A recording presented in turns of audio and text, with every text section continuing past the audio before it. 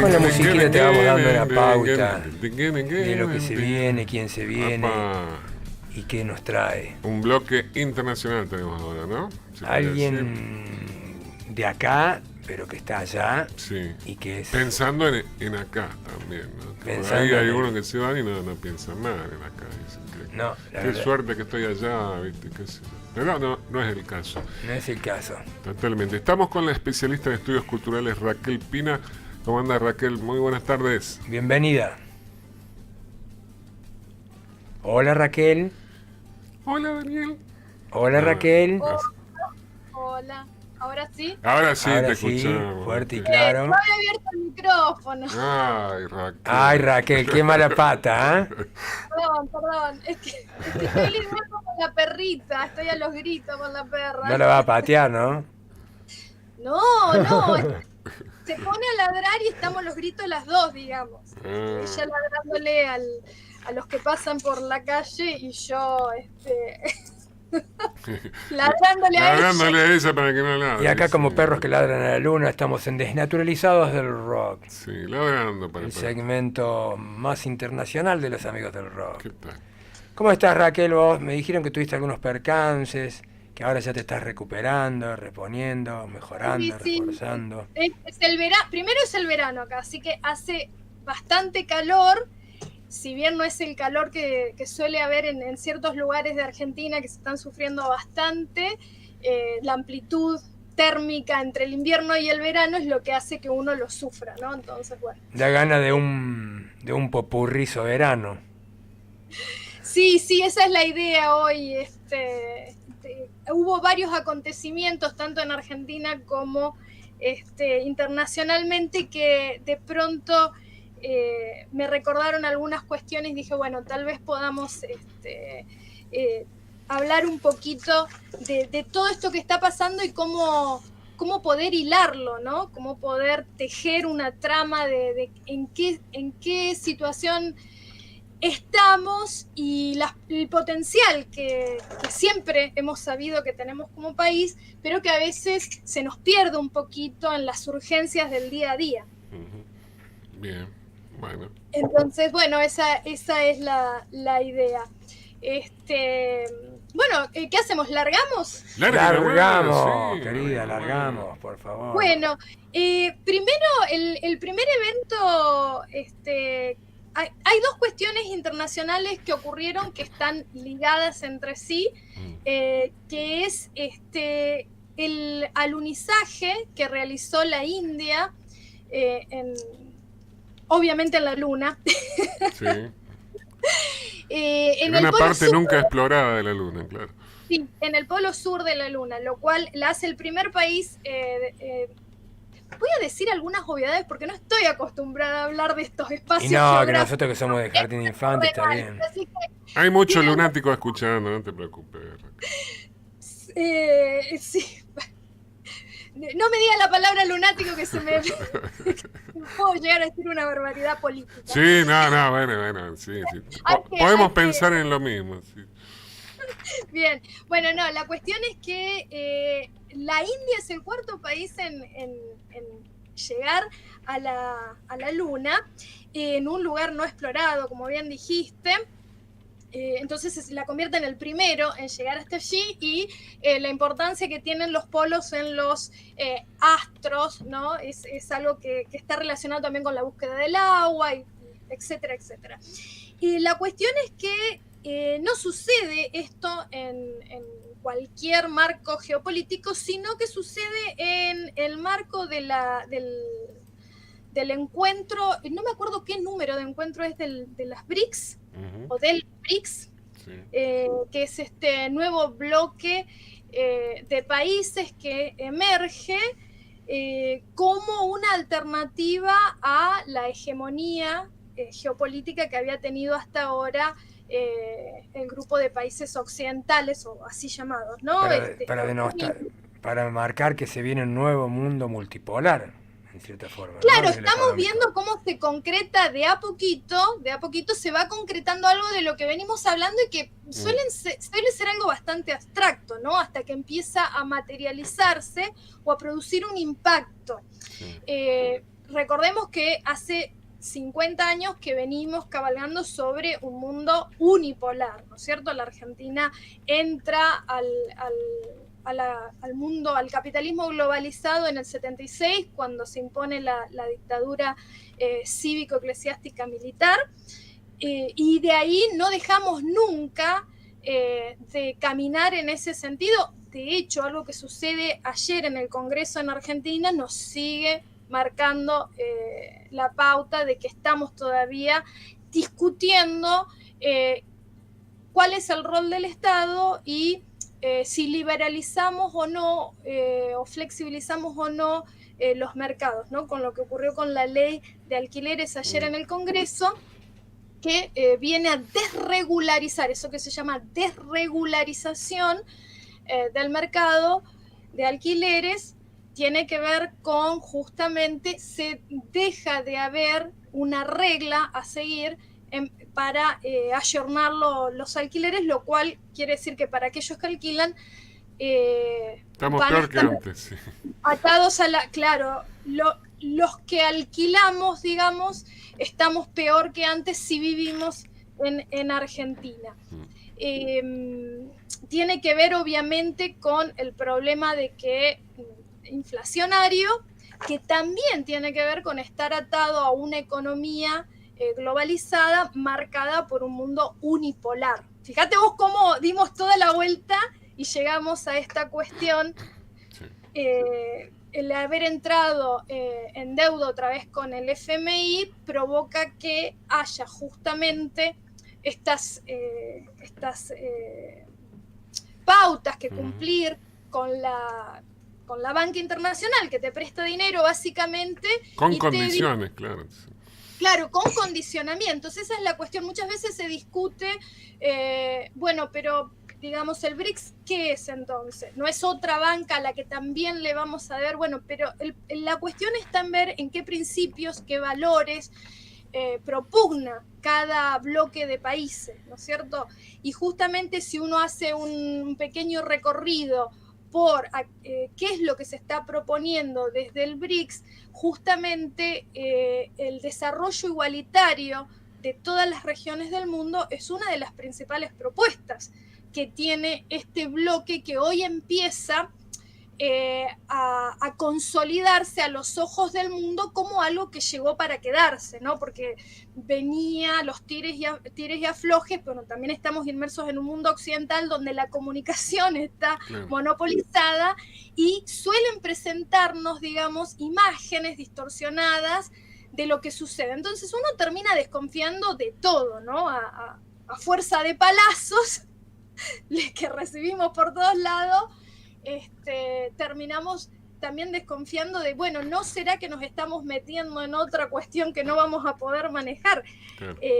Ante el tamaño de aquellos países que terminan en algunos lugares tomando las decisiones que luego algunos otros sufrimos, digamos, ¿no? Entonces, y bueno, esta desregulación del mercado tiene que ver justamente con seguir reglas del mundo neoliberal, que es un mundo que donde la palabra libertad ha dejado de tener un significado político y ha pasado a ser libertad de mercado, pura y dura. Ya no hay más máscaras al respecto, ¿no? Donde lo individual tiene más peso que lo colectivo. Entonces, la propuesta es, bueno, los que tienen casas para alquilar y los que necesitan alquilar una casa se van a juntar y van a discutir los términos libremente. Lo que pasa que en esa, claro, en esa, no sé cuánta libertad puede haber cuando hay un... uno que necesita la casa sí o sí, digamos, claro. Claro, un desbalance de poder, ¿no?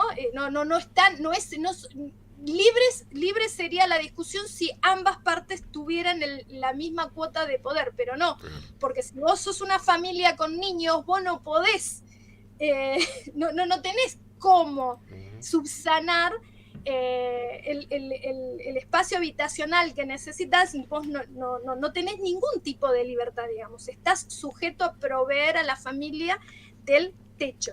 Entonces, hay ahí estamos, con las discusiones neoliberales de siempre, que en este momento, ayer en Argentina fue la verdad que un golpe muy duro para aquellos que tienen, bueno, en Argentina hay 10 millones de personas viviendo, o sea, 2 millones de familias viven en una vivienda alquilada, es el 20,7% de los hogares, ¿no es cierto? Entonces, eso indica un déficit habitacional muy grande, que no es todo el déficit habitacional, pero es el que interesa esta parte de la información. Entonces, bueno, volviendo un poquito al tema de la India, vamos a la parte positiva de esto. Estuve viendo el video del momento del alunizaje y la celebración y el speech que da tanto a su país como al mundo el mandatario hindú. Y el momento de la celebración me llevó directamente al 16 de octubre de 2014, que es cuando Argentina celebra que el lanzamiento del ARSAT y su puesta en órbita había sido, como dicen acá en inglés, close to perfect. Se dice más cercano a la perfección no hay, digamos. De hecho, la construcción del satélite, cuando fue revisada, que se hizo totalmente en Argentina, fue revisada por la entidad que lo tenía que asegurar, se pagan seguros internacionales, ¿no? No es que esto, porque algo siempre puede pasar, cobró la mitad del seguro, porque era tan cuidado el ambiente estéril que se necesitaba para el desarrollo de estas tecnologías satelitales, que asombró al mundo. Y la puesta en órbita también estaba a cargo del equipo argentino, no el lanzamiento, pero sí la puesta en órbita, todo lo que son las maniobras, y eso también fue para celebrar, obviamente. Y si miramos esas imágenes que se pueden encontrar en YouTube, y después les voy a pasar los links a la producción, así son colocados junto con la columna, porque es interesante ver los momentos de celebración de ambos pueblos. Y la celebración argentina de la puesta en órbita del ARSAT no solamente sucedió en Argentina, sucedió en todo el mundo. Fue algo muy, muy cercano a lo que sucedió a la celebración del momento en que ganamos el Mundial, ¿no es cierto? Todo el evento del Mundial, que luego dio una celebración increíble en Argentina, en las calles, muy pacífica y de millones y millones, y a lo largo y a lo ancho de Argentina y del mundo, fueron similares. Y viendo lo que pasaba en India, y cuando me puse a saludar a los amigos de la India que tengo conocidos, el orgullo en las voces de ellos, la celebración de ellos era inmensa, porque es la celebración, tiene que ver con el sentido de pertenencia, ¿no es cierto? Y eso me impactó, la cercanía del goce en cuanto a pueblos, cuando nuestros países tienen logros como estos, que aparte forman, esto también hay que decirlo, forman parte de un imaginario impuesto también desde el norte, ¿no? El alunizaje que realiza tripulado Estados Unidos marca para siempre a toda la humanidad y es celebrado en todo el mundo allá por el 69, si no le estoy errando las fechas. Y bueno, y ahí en pos de eso va el resto del mundo en una carrera de desarrollo tecnológico que es muy desigual por cuestiones de presupuestos, por cuestiones de que se necesitan ingenieros de todo tipo, técnicos especializados, y esto tiene que ver con nuestra educación pública, digamos. El hecho de que tengamos ingenieros de la talla que tenemos tiene que ver con que hay una decisión de mantener un sistema universitario de calidad, pero también accesible a las grandes masas trabajadoras, digamos. Si bien otra vez en los últimos 50 años se nos ha hecho bastante difícil a los hijos de los trabajadores permanecer en la universidad, llegar por un lado, pero luego permanecer. Nos lleva el doble de años, nos lleva mucho más sacrificio. La mayoría de nosotros terminamos las carreras teniendo familia al mismo tiempo, o sea que todo se hace, digamos, a pulmón, justamente porque no terminan de estabilizarse o no termina a haber políticas de Estado que lleven a nuestro país o que nos permitan, digamos, proyectar toda una vida, ¿no? Las políticas cambian cada 10 años y terminamos teniendo estas situaciones.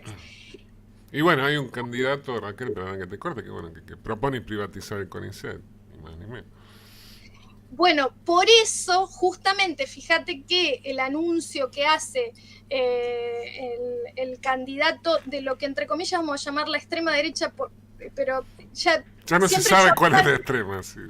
Sí, no, pero yo siempre aclaro que en Argentina como cualquier otro país que no logra la independencia económica, ¿no? Que a eso se le ha dado llamar neocolonialismo, que es el tenerte atado a través de una deuda, no ya con un ejército de ocupación, no ya como ocurría con el imperio español en los territorios que hoy son Argentina y el resto de los países hermanos latinoamericanos, que era por ocupación, ¿no es cierto? Eran territorios ocupados militarmente y sostenido por una burocracia como organizada en términos de virreinatos y capitanías. Cuando se logra la independencia, el mecanismo que se utiliza es endeudar a los países. De hecho, hicimos todo una columna hace un par de años, si no mal no recuerdo, hace unos años ya, sobre el tema de las deudas, hace varios años ya, el tema de las deudas, y el primer empréstito a 100 años fue el de Rivadavia, ¿no es cierto? Eso es lo que ata a la Argentina, claro, eso es lo que ata a la Argentina, de lo cual Argentina llegó casi nada, chauche palito, que fue repartido por la burguesía porteña en ese momento, los comerciantes porteños, y nada más.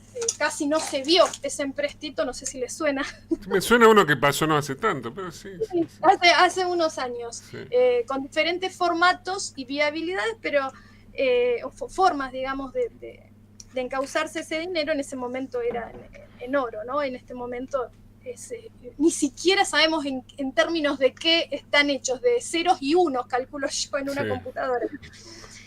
Pero bueno, esos son los condicionamientos que tenemos, y la discusión es la de siempre. En nuestros países herederos de estas colonias, y donde la independencia económica suele darse como una excepción, ¿no? En Argentina entre el 45 y el 55, y luego entre el 2006 y el 2016, creo yo, 2017, pequeños, cortos periodos de tiempo, no hay derecha e izquierda. Esas son categorías que existen en países que son las metrópolis de estos países neocoloniales, ¿no?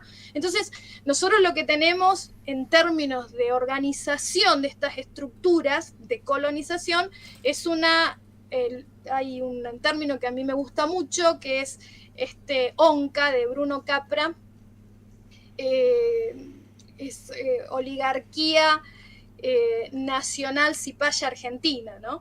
Que es un pequeño grupo que se termina beneficiando con las cosas como están, con este status quo, entonces, y que juega en hacer alianzas transnacionales, pero no es el bienestar de todos y de todas, sino que es de un pequeño grupo, digamos. Claro. Los que se golpean el pecho por el país, pero que no les importa nada, digamos. Puede ser, sí, porque también está la pelea por la simbología, ¿no? La patria, ¿cuál es? O la bandera argentina, ¿quién tiene derecho de flamearla, digamos? Siempre hay problemas cuando el pueblo toma la bandera argentina, que no sea dentro del marco de lo futbolístico. Sí. Se pone problemática la cosa, ¿no? Pero cuando el pueblo encuentra ese orgullo de pertenencia en momentos en que suceden cosas como por ejemplo la puesta en órbita del ARSAT o el alunizaje que logra realizar la India en el marco de su pertenencia a las BRICS también. Lo cual le permite, si bien es un trabajo que India, los expertos, los marcianos. Opa, interferencias. Te están abduciendo programa, las palabras. sí. Ahí está, Raquel, se cortó un poquito. Perdón, ¿se cortó? Un poquitito, sí, ahí está de nuevo. Como si hubiesen abducido tus palabras. Sí. Epa. Bueno, no sé hasta dónde escucharon. Y hasta ahí, hasta que venías recién. Bueno, es muy amplio como para No, meternos en la lo que letra. decía es que el programa espacial de la India tiene 20 años y se termina acelerando ese proceso en los últimos años con la pertenencia al BRICS. Es mínimo el presupuesto, son 74 millones de dólares el presupuesto que tiene la India, y si lo comparamos con el presupuesto que tiene la NASA, por ejemplo, que en el 2022, por ejemplo, aumentó el 3% y fue de 24.000 millones de dólares. ¿Sí? Es impresionante la diferencia en presupuesto que cada país puede poner en este tipo de proyectos. De ahí que la independencia económica y la soberanía política son muy importantes. Y esa es la gran diferencia que existe en las pertenencias a diferentes bloques económicos. ¿Estás ahí, Raquel? Sí, no. Perdón, ¿se sigue escuchando? Sí, se corta. Sí, yo estoy. Bien. 46% de la población global y son el 37% del PBI global. Los BRICS, económicamente hablando, ¿no? Hace más o menos lo que se viene en el mundo todo, ¿no? Por eso hay tanta gente que se opone y que quieren justamente el monopolio del neocolonialismo a través de la única moneda. ¿Estás ahí, Raquel? Parece que la perdimos, che. Bueno, vamos a ver si podemos retornar. Si estuvo ahí con medida la más bien Argentina, de Egipto, golpe. Irán, Emiratos Árabes, Arabia Saudita y Etiopía son los países que ingresaron en esta. Esta es la primera cumbre física que hacen. 3 años se vienen reuniendo virtualmente lo que era Brasil, Rusia, India, China y Sudáfrica. Y ahora se le suman Argentina, Egipto, Irán, Emiratos Árabes y Etiopía. Arabia Saudita y Etiopía. Y se le escapa un poco entre los dedos enjabonado a Estados Unidos y la Arabia Saudita. Pero bueno, los árabes no son giles. En el mundo islam también está justamente con los BRICS. Bien. Así que es un buen momento para empezar a cobrar en los amigos del rock en yuanes. No me diga. Digo yo, en Petros o también si quieren pagarnos libres esterlinas, les recibimos. Con los anglos también no los queremos que nos conquisten, pero les recibimos la tutuca. Calcula que el Mauri le dio todo el oro, imagínate. ¿Por qué no nos ¿Cómo sonaría Amigos del Rock en India, por ejemplo? No sé. ¿No sabes? No. Nunca estuve en la India. Yo tampoco. Era un poco podríamos indio. Podríamos viajar. No, mucha gente, boludo. Imagínate que nos larguen en la moto. Por todos lados hay mucha gente, amigo, claro. Por eso, mándenme un lugar que haya más. Que digan, ay, viene gente. Hay poca gente y vienen los 2 más acá, los amigos del rock. 4 son. Ay, bueno, vengan. Y bueno, mirá, somos gente. No, dice que Nico no va. Son 3. Bueno, la distancia. Llevaremos a Gonza, que es alguno bueno. Alguno bueno. Claro. Qué hijo de puta. Bueno, ahí está, lo perdimos a Daniel, lo perdimos a ¿Qué pasa? Que la ahorita no está activando la conversación nuevamente. Usted... Hola, ya volví. ¿Viste que el que se va sin que lo echen vuelve sin que lo llame? No sé, acá... Te fuiste vos y tuvimos un análisis de acá del compañero, mira que no sé. Yo creo que tenía que repetirlo. Y no puedo. No, ¿cómo? Me lo perdí. Sí, te lo mencioné, la verdad que te lo perdí. Después la Claudia a lo mejor lo recorta y lo pasamos, pero bueno. No, decía que es el 46% de la población global, el BRICS actual, y el 37% del PBI global, o sea, es un monstruo. Los datos que estás dando, Daniel, son después de la incorporación de los 5 países de esta madrugada, ¿no? Sí. Exactamente. Claro, esa es la cuestión. Y ya hay otros países latinoamericanos que están tocando pito, diciendo, nosotros queremos también, nos interesa mucho, tenemos las mayores reservas de litio del mundo. Así que... Sí, hay 186 países en realidad que están interesados en ingresar al BRICS. Justamente sería una forma de ingresar al nuevo mundo multipolar, porque es una forma de salir de la influencia. Bueno, de tener un lugar de... Porque ¿qué es lo que ocurre con estos grupos? Cada miembro pone un capital, eso forma una banca común, y luego hay acuerdos que tienen que ver, justamente porque se ingresa a ser miembro, hay acuerdos que tienen que ver con lo que beneficie a los miembros, digamos. El ingreso nuestro, o sea, la pertenencia al FMI, Argentina la tiene, es un miembro que ha aportado un capital, y de ese capital se ha formado una banca común que es como un fondo común. Cuando se necesita, Argentina recibe ese dinero, pero luego queda atado a los condicionamientos de quienes están llevando adelante el liderazgo de esa banca común, ¿no es cierto? Entonces el FMI tiene 5 países que lideran, y en los que toman la decisión última, digamos, los que tienen más poder de fuego, el que tiene más poder de fuego es Estados Unidos y la Unión Europea. Entonces ahí hay un problema, porque la economía de Argentina compite con la de Estados Unidos. Son 2 economías que no se complementan, sino que compiten cada una en una geopolítica de mercado, es de una competencia feroz. Y a eso le sumas que Argentina tiene recursos naturales y recursos humanos que Estados Unidos también necesita. De hecho, es muy conveniente el estado de colonialidad de la Argentina en el que nos encontramos, porque formamos profesionales en la universidad pública que luego, al no encontrar inserción en la propia Argentina, terminamos migrando, lo cual es un agujero en la inversión de la nación impresionante.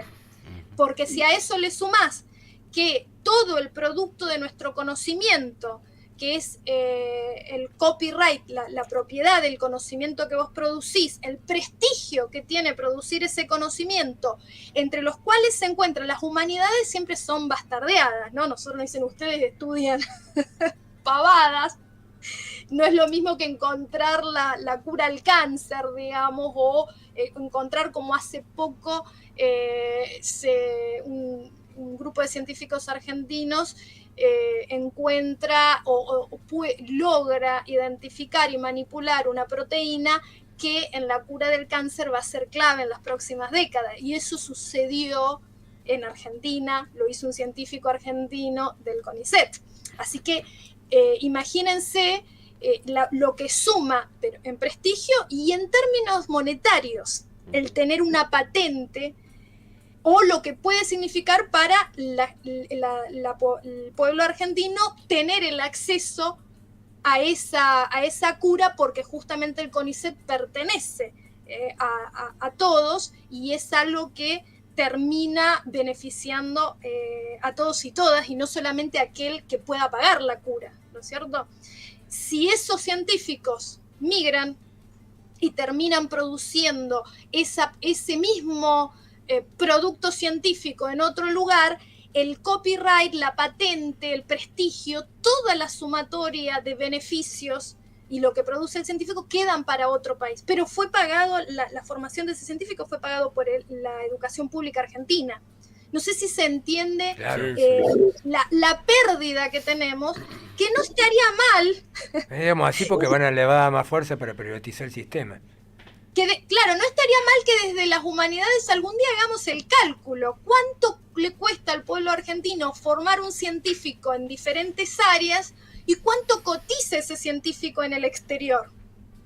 Y lo que produce y la diferencia entre lo que consume y lo que produce, que es la plusvalía del conocimiento científico que se lo terminan apropiando las corporaciones en países como Estados Unidos, la Unión Europea, Japón, ¿no es cierto? Entonces, eso tiene que ver con la soberanía científica, también atada a lo que veníamos hablando. El conocimiento científico depende de dos cosas. Depende de que tengas la institución académica donde formarte y depende de que tengas un sistema que te contenga luego para que no tengas que emigrar. En Argentina hay, por ejemplo, si yo no tengo mal el número, 700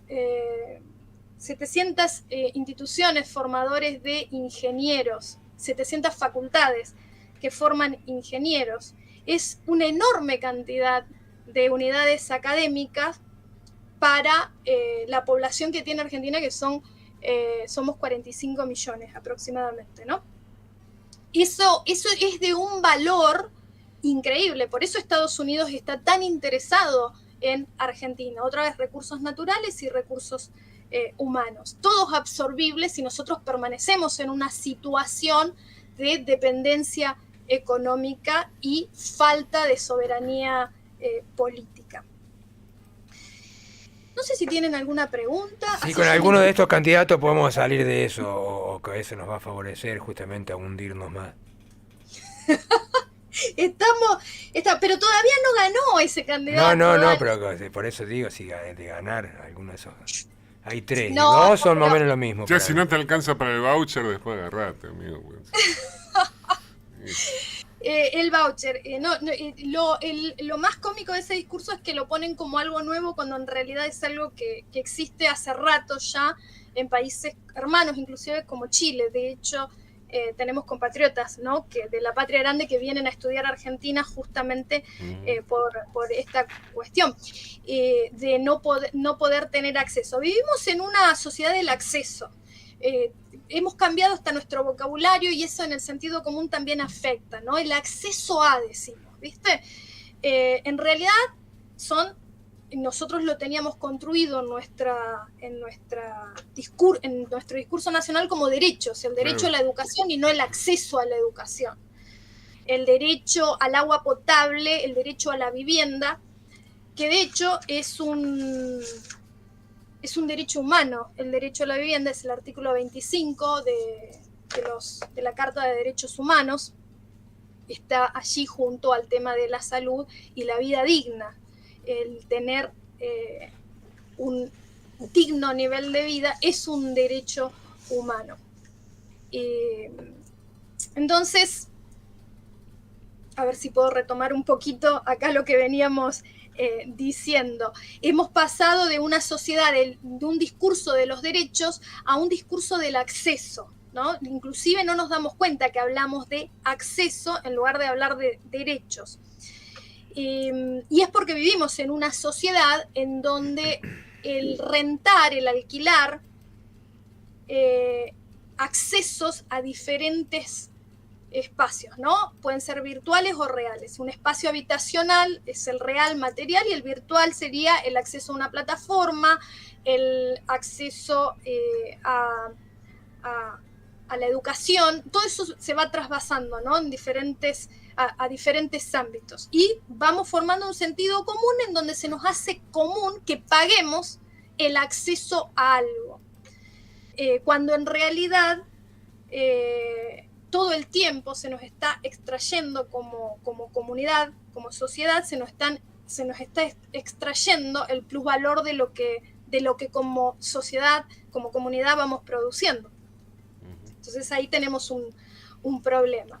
El considerar que para tener acceso hay que pagar, ¿sí? Vamos de los derechos a los accesos y luego decimos, sí, bueno, es obvio que se tenga que pagar. El acceso a un lugar siempre se paga, ¿no? Acceder a un lugar. Entonces así es como se va como tergiversando el sentido común y vamos trasvasando todo el discurso de los mercados financieros a la cotidianidad, a aquello que nos va conformando como personas en comunidad, que tiene que ver con la vivienda, la familia, la educación, en todos sus niveles, y luego también los servicios básicos, ¿no? Agua, electricidad, Internet, que justamente también está peleada la cuestión de si Internet es un acceso...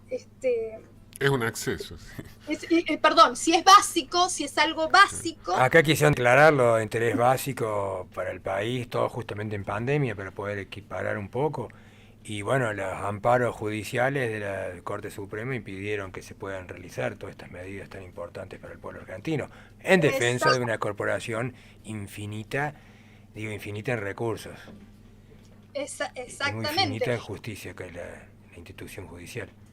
Ahí es donde entra la parte de soberanía política, Daniel. No tenemos soberanía política porque no hay independencia económica y la consecuencia es la injusticia social, digamos, el que no todos tengamos acceso a un servicio básico como el Internet en un momento de necesidad extrema como fue la pandemia. Y no solo por desidia, sino por justamente porque así lo impiden estas minorías tan poderosas, porque el gobierno hizo lo que tenía que hacer, o casi, porque no se lo permiten, pero da más bronca todavía porque era una medida tomada. Claro, porque es uno de los poderes vetando al más representativo, que es el Congreso, claro, digamos. Entonces, es uno de los poderes que tampoco son elegidos sus miembros, y ese es un problema que tenemos importante. Y no solamente sucede en Argentina, acá en Estados Unidos también está en discusión que por qué los miembros de la Corte Suprema de Justicia, primero, no se amplía el número, y segundo, por qué no son elegidos, ¿no es cierto? Si bien el resto del sistema judicial de Estados Unidos se basa en elecciones populares, no lo es la Corte Suprema. Estaba pensando, con respecto al acceso a Internet, ¿no? Estaba pensando, Internet es parte del conjunto de telecomunicaciones, ¿no es cierto? Que empieza ya lejos y hace tiempo con el correo, el telégrafo. A medida que hay revoluciones tecnológicas, estos cambios increíbles que suceden en los desarrollos tecnológicos, llegamos al Internet. O sea, pasamos por el teléfono, la radio, la TV. Ahora bien, las telecomunicaciones son parte de un conjunto más amplio que son las comunicaciones terrestres, fluviales, marítimas, aéreas. Y ahí tenés justamente el ejemplo o la base de por qué el Internet no puede ser considerado en tiempos actuales como algo que no es básico, porque es como negarle el camino, ¿sí?, a la escuela, por ejemplo, a una parte importante de la población.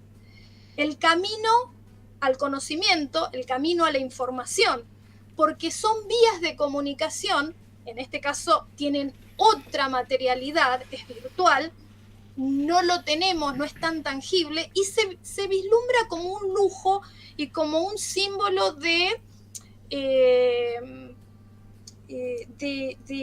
estatus, porque estamos en una sociedad estatutaria. Entonces, la oposición de un cierto sector a que el 100% de la población tenga acceso a Internet y a un dispositivo electrónico que pueda conectarse a ese Internet, porque sabemos que como se van cambiando cada 6 meses, terminamos con dispositivos que terminan no funcionando o no confuncionando con la renovación de las plataformas que se renuevan cada 6 meses, y hay que cambiar el dispositivo también, se lo termina considerando un lujo. Entonces hay un sector que lo ve como símbolo de estatus y considera que si el 100% de la población tiene acceso a un dispositivo electrónico o al Internet, ya no va a haber diferencia entre el 100% de la población y mi pequeño grupo, digamos. Entonces, ese es un problema que tiene que ver con los valores que uno tiene como ser humano, si logra compartir o no con el otro, y la cuestión de ver que esto es un gran conjunto de medios de comunicación y que el derecho a la información, a la comunicación, a la data que tiene el gran mundo de Internet también está relacionado con la posibilidad de luego poder producir ingenieros que te pongan un ARSAT alrededor de la Tierra para que tengamos independencia satelital, soberanía satelital, decisión sobre nuestros datos, que no tengamos que alquilar todo eso, que sea nuestro y que esté asegurado, que nuestros datos estén asegurados, y una sociedad que sea completamente dependiente de otros para poder tener todo esto asegurado como sociedad. Qué tool. Bueno, qué mejor popurrí soberano que este, Raquel, la verdad. ¿No tienen preguntas? Cubrí todo. Estamos anonadados, patitiesos, Estamos, aparte, hipertérritos. tanta oposición también desde acá, de un día que en cierta forma es un día histórico para Argentina, por poder haber logrado este acuerdo, y para otros es algo diabólico prácticamente, ¿no? Claro, porque está contaminado el concepto o la imagen que se tiene de un bloque y del otro. Y de todo lo que no sea, claro, de todo lo que no sea porque tenemos también los medios de comunicación también están enteramente encolumnadas con el imperio. Están apropiados. Tenemos una concentración de medios muy grande y pareciera ser que tenemos muchas opciones, ¿no?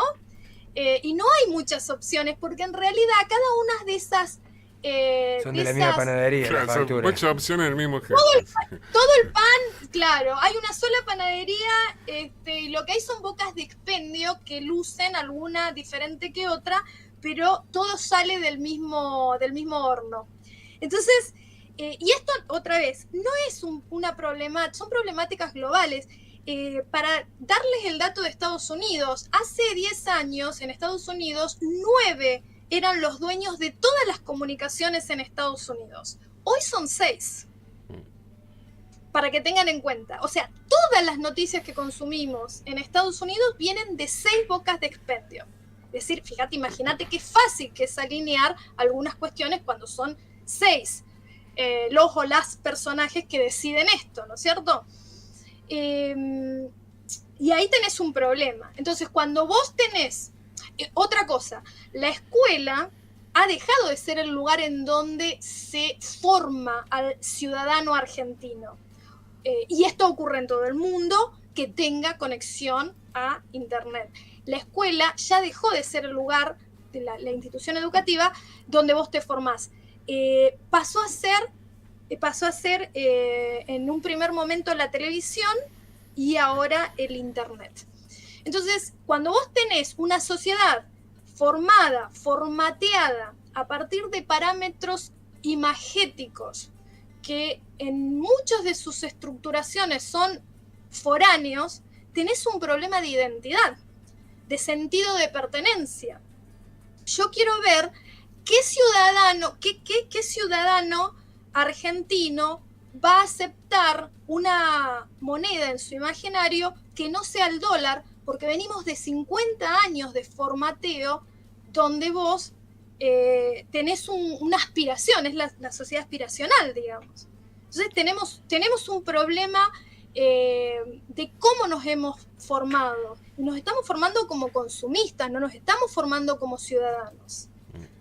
Sí. Entonces, vos lo que querés es tener la libertad. Vos te sentís libre, uno se siente libre cuando puede, ¿sí?, tener acceso a ciertos mercados, ¿no es cierto? Ahora, hay una manera de tener acceso a ciertos mercados y de sentirse que uno está teniendo ese acceso. Y te voy a dar un ejemplo para que se entienda lo que quiero decir. Yo vivo en Ohio, que es el Midwest de Estados Unidos. Muy, si quieren imaginar el ambiente, tenemos que ir a lo que era la familia Ingalls, ¿no? Yo siempre les digo, cuando me preguntan ¿dónde vivís? Y a 2 estados de lo que era la familia Ingalls, son vecinos míos, digamos. Claro. Entonces, eso no es la costa este, Nueva York, New Jersey, Maryland, lo que eran las colonias, ¿no? Tampoco es la costa del Pacífico, las grandes ciudades como Seattle, por ejemplo. Tampoco es California, ¿no? Con sus playas y sus surfers. Tampoco es Miami. Entonces, cuando algún argentino que yo conozco quiere visitar Estados Unidos, nunca acepta la invitación de venir acá a mi casa, Columbus, Ohio. Porque no te suma. Porque no tiene valor agregado. Tengo un oso polar de vecino y del otro lado está la familia Inca. Claro. ¿Se entiende? Sí. A lo sumo en el Midwest, Chicago. Pero tampoco vivo cerca de Chicago. ¿Viste? Está a 2 estados otra vez, ¿viste? Hay que hacer 2 estados, 7, 8 horas de viaje, pero no es como ir a Chicago. No sé si se llega a comprender lo que quiero dibujarles. El consumo tiene que ser de un producto que ya tiene un valor simbólico en el entorno.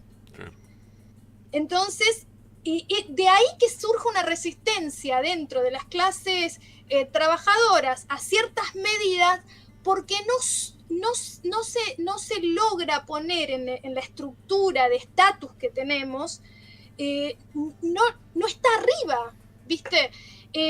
Si comercializamos con países del llamado primer mundo, la Unión Europea, Estados Unidos, Canadá, Australia, Japón, eso se ve como positivo. Ahora, si se realizan tratados de comercio con países africanos, en el estatus de nuestro imaginario cae el valor que tiene algo que lleva muchísimo esfuerzo, porque los países y sus aparatos burocráticos y sus regulaciones son complejos en todos lados. No es solamente que Estados Unidos es serio y complejo y la Argentina no lo es. Un delito en Estados Unidos contra el gobierno federal tiene mucho más valor, ¿sí? Muchísimo más valor en nuestro imaginario estatutario que un delito federal en Argentina. De hecho, no se logró que la población tome conciencia de lo que fue el atentado contra la vicepresidenta en funciones. Increíble. Pero si uno habla del asesinato de Lincoln o de el presidente Kennedy en Estados Unidos, eso cobra una dimensión tremenda, ¿sí? Inmediatamente se ve lo serio del problema frente al otro, donde es como dejado de lado, es como no tiene el mismo peso específico en nuestro imaginario. De hecho, cuando asesinan a Kennedy, la noticia llegó a todos los rincones del mundo, donde hubiera un enchufe a través de los medios. La familia de mi mamá, en el campo, en el medio del campo del norte santafesino, la noticia corrió de casa en casa, es lo que contaba mi abuela, y la gente lloraba. Entonces, ese tipo de cuestiones en nuestra formación, por eso estoy tratando de ver de qué manera podemos ver o indagar en lo que yo llamo soberanía imagética, es decir, cuánto de todo esto y cómo tenemos que conformarlo en nuestras cabecitas para poder llegar a entender que cualquier país del mundo es serio, su gobierno es serio, lo que ocurra que ataque las bases institucionales es serio, no es un juego, ¿sí? No es un juego. Porque se empieza muy de a poquito y después termina degradándose la construcción institucional, la institucionalidad del país. Y Argentina tuvo que sufrir una dictadura tremenda y nosotros lo tomamos en serio durante 40 años. Lo que pasa es que en los últimos 2 o 3 años ha logrado justamente no tener soberanía sobre los medios. Otra ley, si querés, que fue aprobada por el Congreso y luego fue derogada de manera bastarda, y una ley, una de las más discutidas, un ejemplo en el mundo de ley de medios, ¿es cierto? Para terminar con la concentración de los medios. Fue ejemplo en el mundo esa ley. pero no se logra Y sostener lo que más costó, los años y decenas y lustros organizándose la sociedad para poder consensuar esta ley. Exactamente. Eso, bueno, cada vez que la sociedad se organiza, eso es la comunidad organizada, Pero ¿no? viene un gato y te la barre de un plumazo, con un decreto, claro. Es complicado. Más que un gato, un elefante en un bazar, te voy a decir. Pero sí. Bueno, espero que se haya entendido un poquito esta cuestión de... Continuará esto, Raquel, seguro que sí, ¿o no? Bueno, si hay preguntas o cuestiones para seguir hilando, siempre y cuando yo tenga feedback de ustedes y ustedes me hagan preguntas o vayan tirando ejemplos, se me hace más fácil a mí que para poder charlarlo. Bueno. Entonces nos dijeron que no te interrumpamos, que te dejemos fluir simplemente y bueno. No, bueno, porque claro, le tienen que tirar de las orejas ahí para que no me... A veces viste como el FMI tenemos directivas también acá. Una línea de... Con razón estaban tan callados. ¿Viste? Sí. Hay gente con un látigo acá cerca que... No. Los están viendo. Bueno, no, a veces cuando me hacen como Higuaín que me tiran la pelota a la tribuna, yo termino, yéndome con ustedes a la tribuna y me pierdo, digamos. Pero Higuaín hizo muchos goles también, Muchos goles hizo Higuaín. No me gusta que la hagan bullying. Pero viste, quedó ya en el imaginario que quedó, pero el tipo es un ser viviente que logró un montón de triunfos, títulos, y nosotros que no hemos jugado ni a las bolitas nos mofamos de él. Eso no me gusta. Viste lo que es la imagen. Esa es la argentinidad porteña, me parece. Ay, no, mira, me hiciste poner colorada ahora. Sí, está bien, Raquel, porque estoy cansado de eso. Vos te retás a mí, qué piola. Y bueno, Raquel, alguna vez me iba a tocar, pero es cierto, lo del Pipa es muy jodido, porque yo lo escuché al Pipa declarando, y pobre, la verdad que no da ganas de pasarse en el cuero de él después de todo lo que logró, ¿no? Porque logró cualquier cantidad de cosas y por la selección hizo, después bueno, erró un par de goles y quedan con eso. Y me sigue retando. Ahí está, qué bueno, rete más. No, está bien, Raquel, va con cariño. No, es un chiste en la familia, porque usted que lo conoce a mi papá sabe que el chiste no hay problema. Raquel, Raquel, a la tribuna. La pateamos la tribuna y la dejamos para la próxima, ¿me parece? Sí, no hay problema. Voy a cerrar con esto. Sí. Estaba mirando una presentación que se hizo de INVAP, la empresa que fabrica el ARSAT, y estaba viendo una presentación en PowerPoint, que son muy comunes, y hay una placa preciosa, está todo en inglés, ¿no? Pero una placa que muestra las colaboraciones internacionales, porque para cerrar esto, ¿para qué sirve, digamos, la inversión? Y convengamos que INVAP es una empresa privada, ¿no? La inversión estatal estuvo en el ARSAT en sí misma, pero no en la empresa en sí. Pero las colaboraciones y lo que vende ARSAT al exterior son increíbles. Por ejemplo, para dar un pequeño ejemplo de colaboración con Estados Unidos, Brasil, Canadá y un par de banderitas acá que no llego a distinguir, fue colaboradora de la NASA en el Aquarius, que fue un proyecto de la NASA, es un instrumento que desarrolla la NASA, pero te da, que tiene que ver con el mapeo del agua de los mares y la salinidad. Es decir, tanta confianza genera la tecnología que desarrolla la Argentina, que es parte vital de un proyecto de Estados Unidos y otros países que tiene que ver con un instrumento para justamente trabajar en el mapeo de aguas y salinidades. Como cierre, digamos. Muy bien. Bueno, Raquel, gracias como siempre. Y bueno, en la próxima, no sé, para cuando se dé, no sabemos. Y estábamos una vez por mes. Bueno, lo que pasa es que fui llamada a actividades hace un par de semanas, pero estaba bastante complicada. Bueno. No hay Así problema. que bueno, tratemos de tener la continuidad una vez por mes. Pero claro que sí, desde acá te mandamos una bendición neuroespiritual de efecto académica y cultural para que puedas pasar todo tu conocimiento con efecto en la docencia y que nos dé la experiencia de ir traspolando justamente el mismo conocimiento para hacer un mundo más libre y equitativo y que siempre encontremos el motivo de proyectarnos de un modo mejor. Que Dios te bendiga a vos y a tu familia, querida Raquel, que te repongas de las vicisitudes y que sean justamente estos momentos difíciles oportunidades para renacer y crecer. Gracias por todo lo que nos das. Amén. Gracias a ustedes y a la audiencia. Raquel Pina, doctora en Artes Latinoamericana, desde